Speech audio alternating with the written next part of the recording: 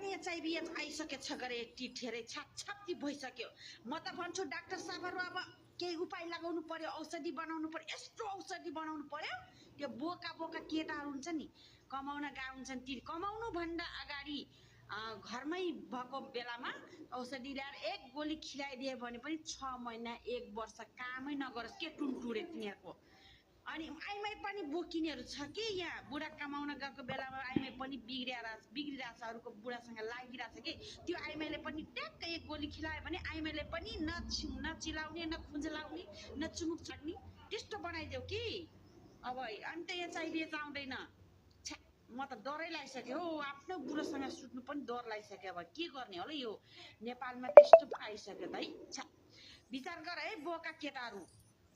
अनि त्यहाँ सोझा साझी बुढीलाई उहाँ रोगको संक्रमित गराउलौ अलि विचार गरेर मेरो बुढा पनि बाहिर हुन्छ कि त्यही भएर म घरमा बस्ने मान्छेलाई टेन्सन भइसक्यो यहाँ मेरो बुढाले के नहोस् बिचारा।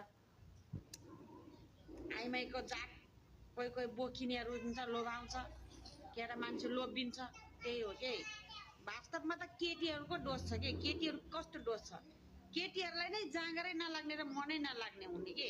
ट्याप्प बुढा विदेश गयो भने ट्याप्प पालै टाल्ने गरी के औषधि हुनु पर्यो पालै नभेटिने।